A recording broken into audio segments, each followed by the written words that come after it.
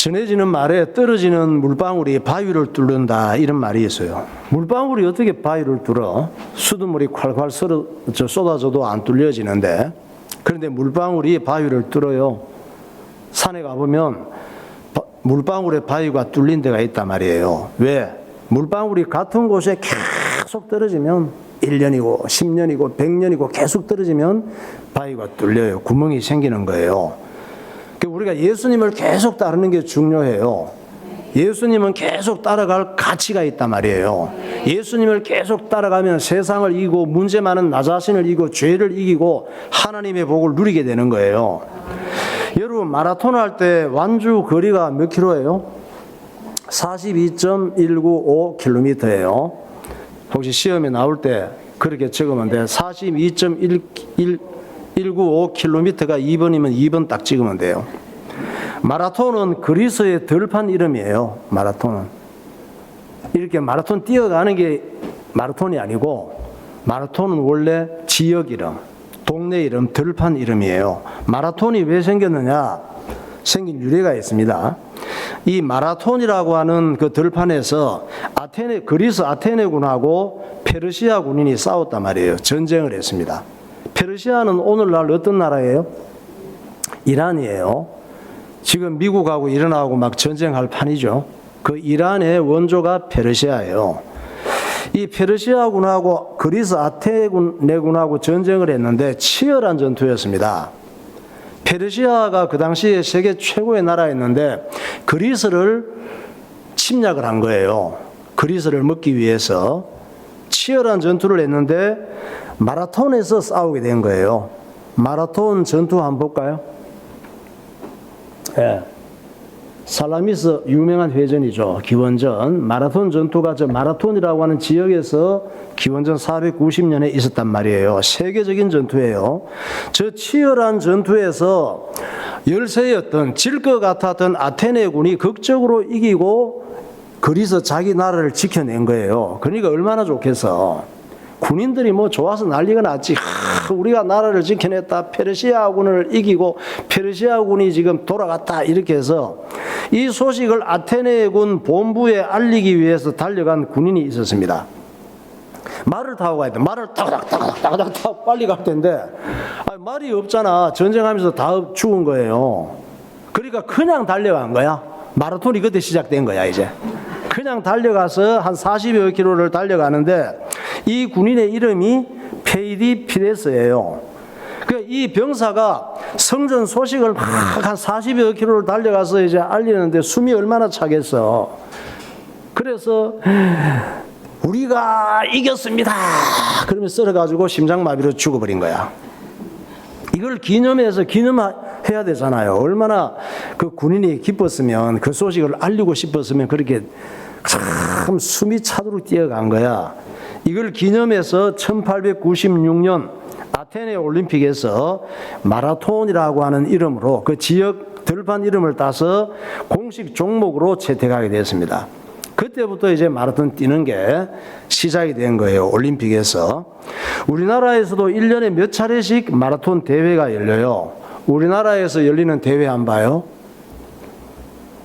저렇게 한강변에서 시작을 해서 많은 사람들이 마라톤을 내가 한번 절반 코스나 올 코스나 도전을 해서 뛰는 게 있어요. 마라톤에서 가장 중요한 전략이 뭘까요? 끝까지 달리는 거예요. 어렵지 않아. 끝까지 달리면 돼. 제일 중요한 거는. 그러면 상을 줘요. 힘들어도 계속 달리고, 가다가 또 너무 지치면 천천히 달리더라도 끝까지 달리는 게 가장 중요해요. 가다가 힘들다고 또 지친다고 중간에 포기한 사람은 아무리 출발을 빠르게 하고 열심히 달려서도 상을 받을 수가 없습니다. 우리가 예수님을 믿었으면 하나님 은혜로 끝까지 포기하지 않고 달려야 되는 거예요. 우리의 신앙생활도 마라톤과 같습니다. 예수님을 믿고 예수님을 따라갈 때 힘든 일들도 많아요. 마귀가 그냥 안 두거든. 예수 믿고 하나님의 복을 누리도록 하나님 앞에 쓰임받도록 그냥 두지 않아요. 문제 많은 나를 통해서, 주변 환경을 통해서 우리를 자꾸 하나님과 멀어지게 만들고 세상으로 빠져들게 하는 마귀 역사가 있단 말이에요. 그래서 이런 일이 있을 때 좀 힘든다고 포기하고 기분 나쁘다고 포기하고 재미없다고 포기하고 그러면 안 된단 말이에요. 왜? 예수님은 그렇게 가치 없는 분이 아니라니까. 내가 힘든다고 포기할 만큼, 기분 나쁘다고 포기할 만큼, 재미없다고 포기할 만큼 예수님을 시시하게 생각하면 안 돼요. 살다가 보면 별일이 다 많아요. 우리가 살 때까지 별일이 다 많지만 끝까지, 죽을 때까지, 천국 갈 때까지 예수님을 붙잡고 계속 예배드리며 달려야 되는 거예요. 예수님은 나에게 가장 중요한 분인 줄 믿으시기 바랍니다. 사람이 선택을 잘해야 돼요, 항상. 그래서 어떤 가전제품 회사에서 광고를 만들었잖아요. 자기 회사 제품 쓰라고. 광고 내용이 뭐예요? 순간의 선택이 10년을 좌우한다. 세탁기 광고로 아는데 자기 회사 거는 10년은 보장한다 이 말이에요. 어떤 거는 1년 쓰다가 망가져서 고장나고 못 쓰고 이런 거 사지 말고 우리 회사 제품을 사라. 우리는 10년은 책임진다. 그 순간의 선택이 맞잖아요. LG 걸 선택할지, 대우 걸 선택할지, 삼성 걸 선택할지 순간의 선택이잖아. 거기에 따라서 미래가 좌우된다 이 얘기예요. 우리는 날마다 뭔가를 생각하고 뭔가를 선택하고 결정하며 살아가요. 이렇게 할까? 저렇게 할까? 차라리 돌아갈까? 여러 가지 생각하며 선택하며 사는 거예요.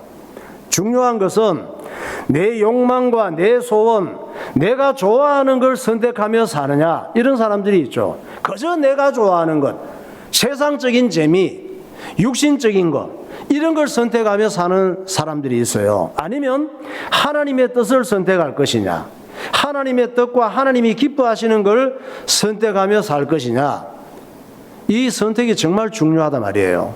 내 좋은 대로 선택할 것이냐, 하나님이 기뻐하시는 걸 선택할 것이냐, 이것은 10년 정도의 문제가 아니에요. 행복과 불행을 좌우하는 거예요. 평생을 좌우하는 거예요. 내 좋은 대로 살 수도 있고 하나님의 뜻대로 살 수도 있잖아요.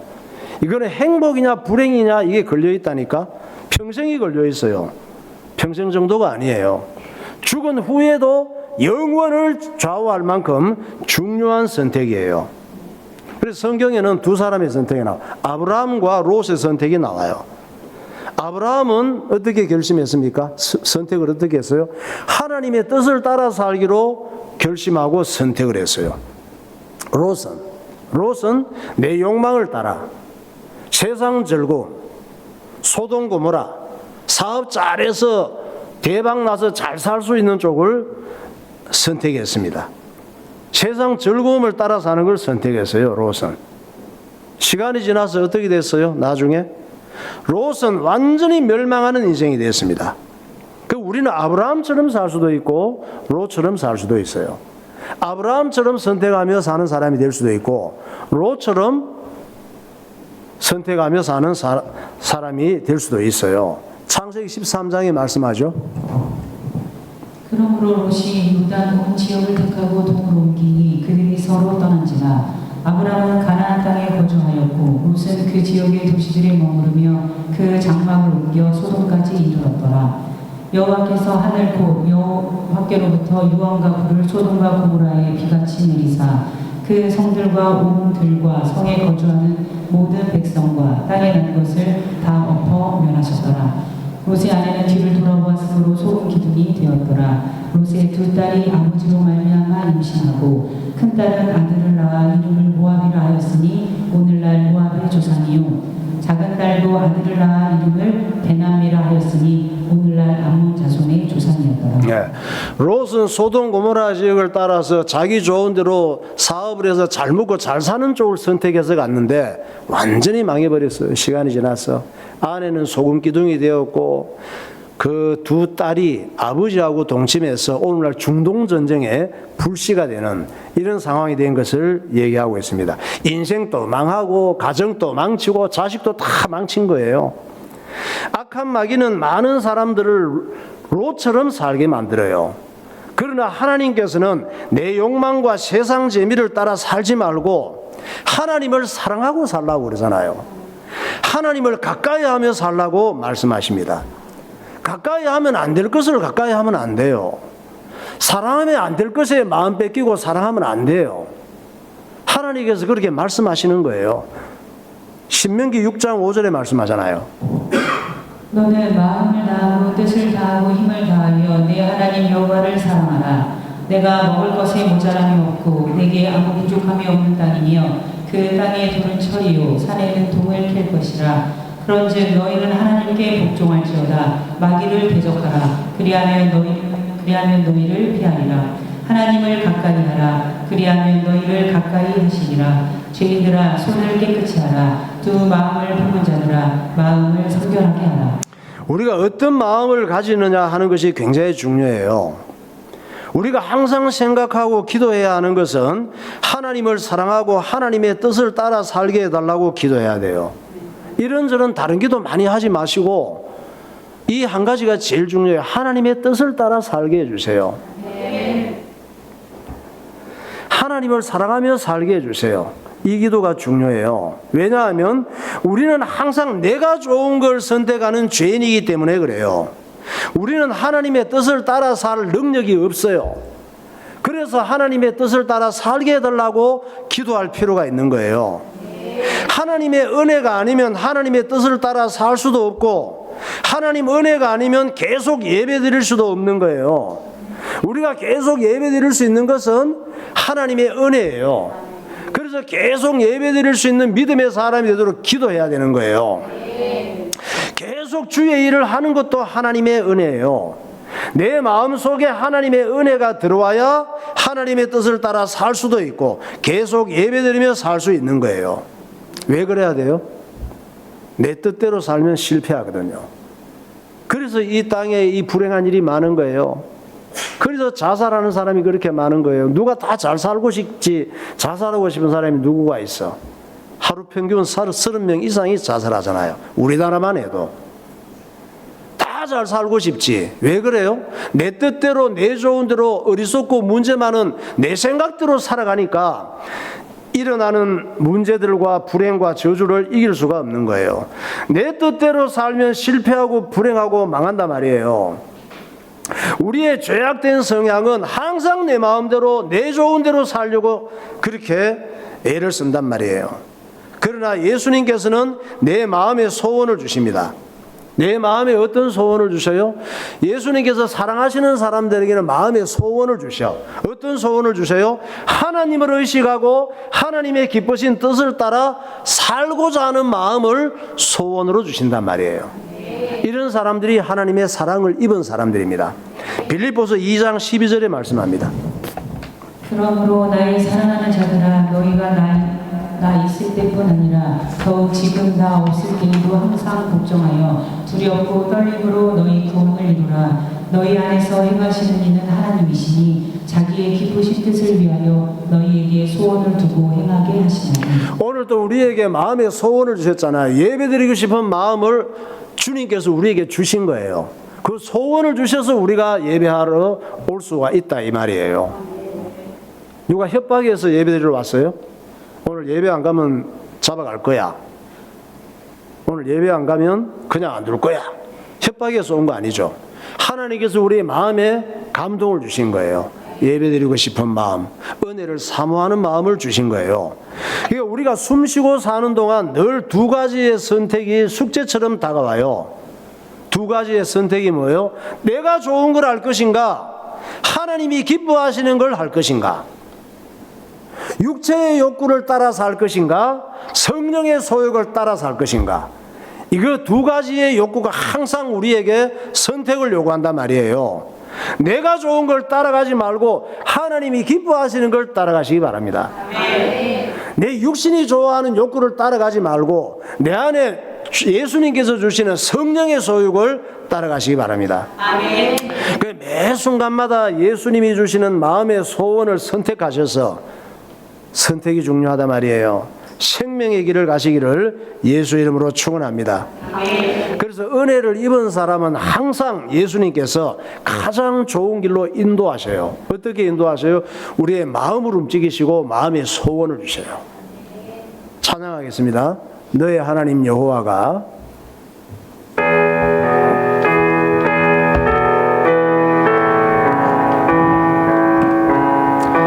너의 하나님 여호와가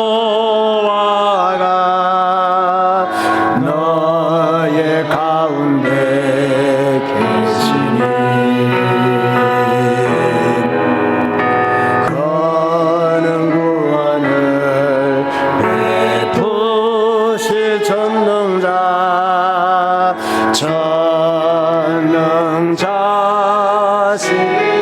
그가 너로 인하여 기쁨을 이기지 못하시며 그가 너로 인하여 기쁨을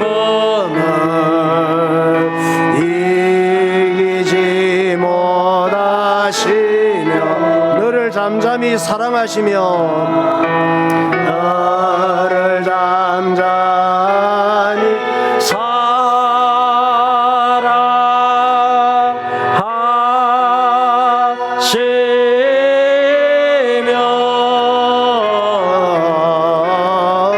즐거이 부르며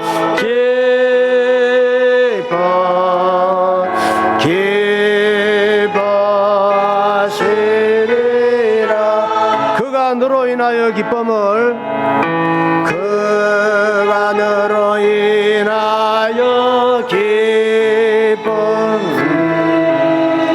이기지 못한 너를 잠잠히 사랑하시며 너를 잠잠히 사랑하시며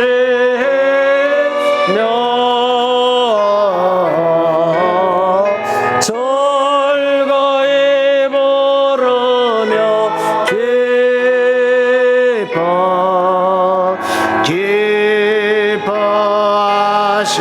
기뻐하시리라. 즐거이 부르면 즐거이 부르며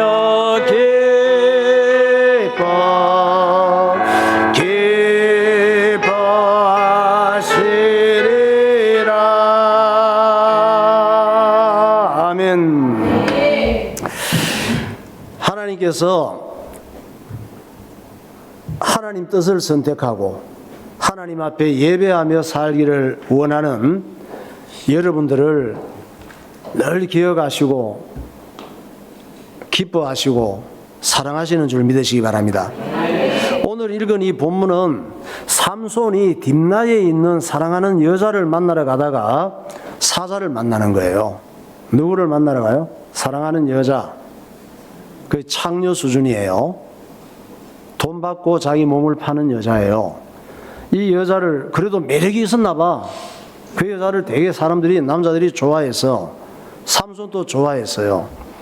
이 여자를 만나러 가다가 누구를 만나느냐? 혈기왕성한 젊은 사자를 만나요. 사자는 어떤 동물이에요? 동물의 왕. 예. 더구나 이 사자는 젊은 사자라 그랬죠. 겁모르고 날뛰는 젊은 사자예요. 우리가 다 젊은 사자 같은 사람들이에요.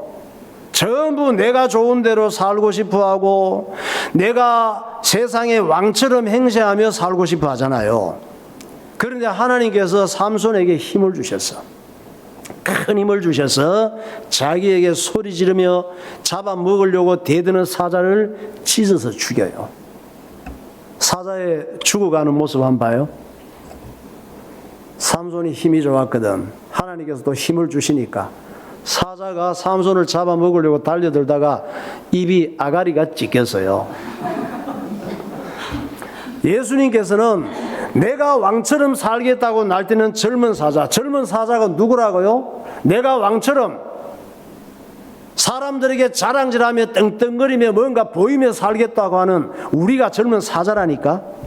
내가 왕처럼 살겠다고 하는 날뛰는 젊은 사자 같은 우리를 예수님께서는 찢어 죽이신단 말이에요. 죽이시는 컨셉도 사람마다 다 달라요. 육체의 욕구를 따라가는 나를 죽이시고 예수님을 따르게 만드셔요. 내가 왕이 되려고 하고 예수님을 이용해서라도, 하나님을 이용해서라도, 기도해서라도 내가 원하는 걸 얻기를 원하는 것이 젊은 사자와 같은 세상이 왕이 되고자 하는, 세상에서 강한 자가 되기를 원하는 이런 육신적인 욕구란 말이에요. 예수님께서는 이런 걸 죽이신단 말이에요. 육체의 욕구를 따라가는 나를 죽이시고 예수님을 따르게 만드셔요. 예수님께서 나를 죽이실 때 쓰시는 재료가 고난이에요. 고난은 70억 인구가 70억 가지로 다 달라요. 주님께서 완전하셔서 우리에게 맞는 고난을 주셔. 그래서 주님을 붙잡게 하시고 내 육체를 넘어서게 하신단 말이에요. 미리 무릎 꿇고 꼬리 내리는 게 좋아요. 내가 구원받은 사람이라면. 아니면 하나님께서 건드리시면 아파요, 많이. 그러니까 나를 힘들게 하는 고난은 나쁜 게 아니에요. 삼손이 젊은 사자를 찢어서 죽였는데 세상에 이런 일이, 이 죽은 사자의 몸에서 뭐가 나왔느냐? 달달한 꿀이 나온 거예요. 사사기 14장 5절 보세요. 삼손이 그의 부모와 함께 딥나에 내려가 딥나의 포도원에 이른즉 젊은 사자가 그를 보고 소리 지르는지라 여호와의 영이 삼손에게 강하게 임하니 그가 손에 아무것도 없이 그 사자를 염소 새끼를 찢는 것 같이 찢었으나 그는 자기가 행한 일을 부모에게 알리지 아니하였더라. 얼마 후에 삼손이 그 여자를 맞이하려고 다시 가다가 돌이켜 그 사자의 주먹을 본즉 사자의 몸에 벌떼와 뿔이 있는지라. 예. 젊은 사자처럼 내가 왕이 되겠다고 나대던 내 자아가 죽고 예수님이 나를 다스리시면 내가 어떤 사람으로 변하느냐?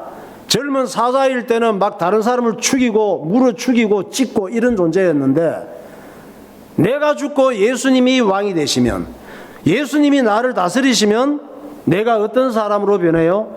여러 사람에게 기쁨을 주는 꿀 같은 인생이 되는 줄 믿으시기 바랍니다. 그걸 얘기하는 거예요. 삼손이 젊은 사자를 찢어 죽이고 사랑하는 여자네 집으로 갔더니 거기에 블레셋 청년들이 30명이나 지금 결혼하러 간 거예요. 그 여자하고 30명이나 블레셋 청년들이 잔치집 손님으로 모여 있는 거예요. 여기서 삼손이 수수께끼를 내고 내기를 한 거예요. 우리도 수수께끼 내고 내기하는 거 좋아하죠. 게임하는 거 좋아하잖아. 삼손도 좋아했던가 봐. 수수께끼 내고 내기를 한 거예요. 어떤 내기냐? 자기가 내는 수수께끼를 풀면은 명품 외투를 하나씩 주는 거야. 지금으로 보면 나이키 코트 이걸 하나씩 주고 또 좋아하는 뭐 점퍼 이런 것도 한 벌씩 주는 걸로 얘기를 했어요. 약속을 했습니다. 그러면 수수께끼를 못 풀면 어떻게 돼? 못 풀면 니네들이 내게 명품 외투를 줘야 된다. 이렇게 된 거예요. 그때 명품 외투 사려면 비싸요. 지금도 나이키 외투 코트 사려면 비싸잖아. 명품. 여러분도 삼손이 어떤 수수께끼를 냈는지 한번 풀어보세요. 삼손이 어떤 수수께끼를 냈느냐? 이거 풀면은 목사님이 외투 한 벌씩 나이키 사줄게. 사사기 14장 12절부터 14절에 수수께끼가 나와요. 삼손이 그들에게 이르되 이제 내가 너희에게 수수께끼를 내리니 잔치하는 이래 동안에 너희가 그것을 풀어내게 바라면 내가 배옷 30벌과 겉옷 30벌을 너희에게 주리라. 그러나 그것을 능히 내게 말하지 못하면 너희가 내게 배옷 30벌과 겉옷 30벌을 줄지니라 하니 그들이 이르되 내가 수수께끼를 내며 우리가 그것을 드리리라 하매 삼손이 그들에게 이르되 먹는 자에게서 먹는 것이 나오고 강한 자에게서 다는 것이 나왔느니라 하니라. 그들이 사흘이 되도록 수수께끼를 풀지 못할 거라. 네, 자막 없애지 말고 잠깐 두세요. 자, 수수께끼 풀어보세요. 어떤 수수께끼예요? 먹는 자에게서 먹는 것이 나오고 강한 자에게서 단 것이 나왔다. 풀어보세요.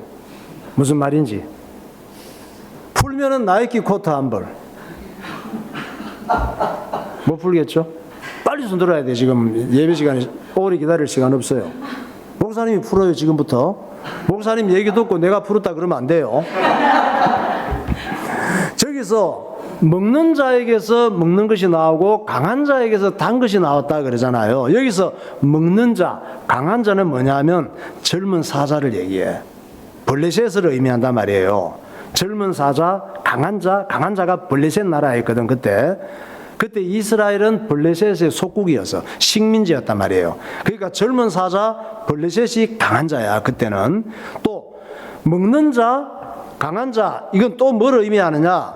젊은 사자처럼, 우리가 젊은 사자라 그랬죠. 세상에서 떵떵거리면서 강한 자로 살기 원하는 우리들이 강한 자, 먹는 자란 말이에요.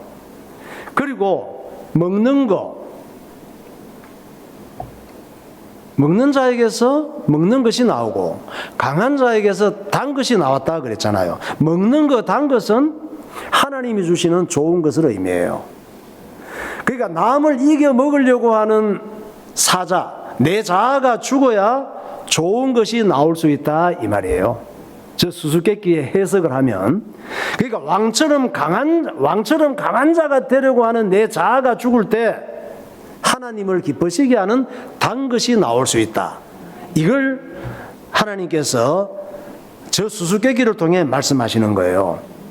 이 수수께끼를 블레셋 청년들이 어떻게 풀겠어? 저 누구만 알아요? 젊은 사자가 죽고 젊은 사자에게서 꿀 나온 거 본 사람만 아는 거야. 그러니까 블레셋 청년들이 저걸 안 봤거든.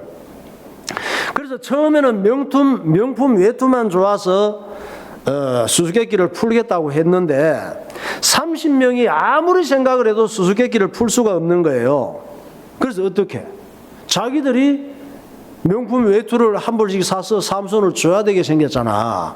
돈도 없는데 훔칠 수도 없고. 그러니 어떻게?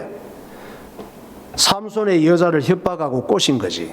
삼손하고 결혼할 여자를 협박하고 꼬시는데 뭐라고 꼬셨느냐?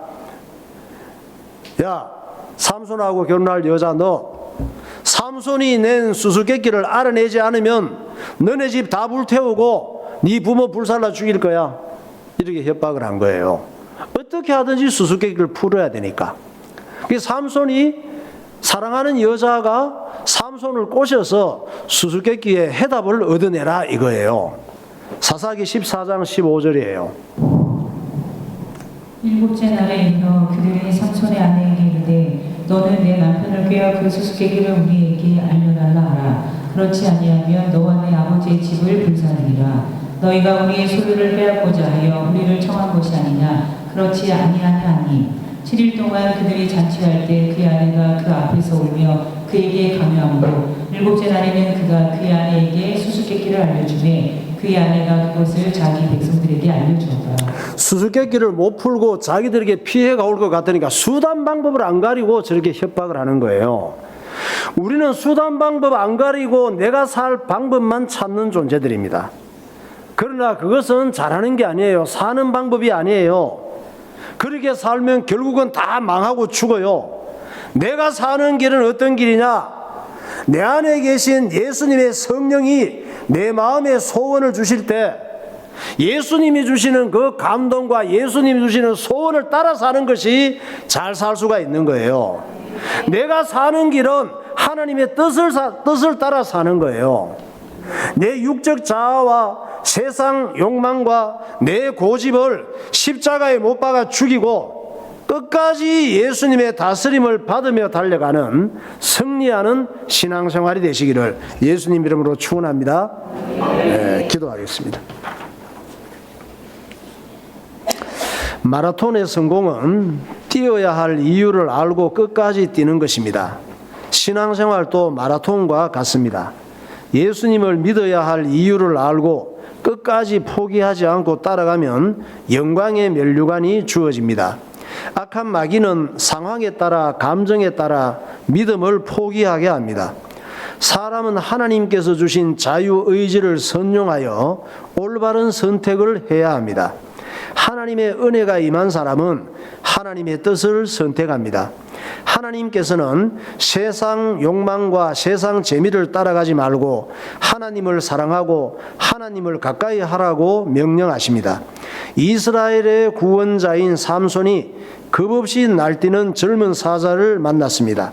삼손은 큰 입을 벌리고 무서운 이빨을 드러내며 어르렁대는 사자를 붙잡고 입을 찢어 죽였습니다. 사자는 죽은 후에 꿀을 생산했고 그 꿀은 여러 사람을 기쁘게 했습니다. 하나님 아버지, 날마다 하나님의 뜻을 선택하며 살게 하시고 젊은 사자처럼 날뛰는 나는 죽고 내 안에 예수님이 왕이 되시는 그리스도인이 되게 하옵소서. 통성으로 기도하겠습니다. 할렐루야. 하나님 아버지, 은혜를 감사합니다. 오늘 또 하나님께서 우리를 사랑하셔서 젊은 사자처럼 날뛰는 우리들에게 구원의 은혜를 허락하여 주시고 예수님으로 인하여 날마다 육신은 죽고 성령의 소욕을 따라가는 하나님의 자녀가 되게 하여 주심을 감사합니다. 내 좋은 대로 살지 않게 하시고 하나님의 뜻을 따라 살아가는 주의 백성들이 되게 하여 주옵소서. 세상에 살아가는 동안 우리에게 지혜를 주셔서 하나님 말씀을 깨닫게 하시고 믿음으로 살게 하여 주옵소서. 예수님 이름으로 기도하옵나이다.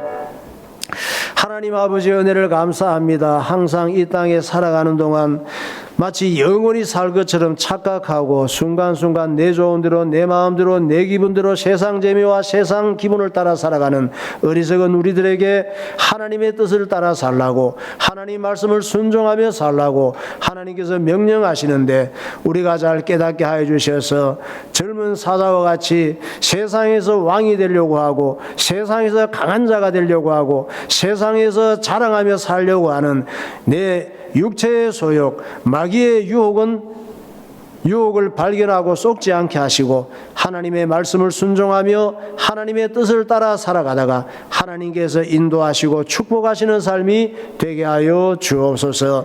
예수 그리스도 이름으로 기도하옵나이다. 아멘.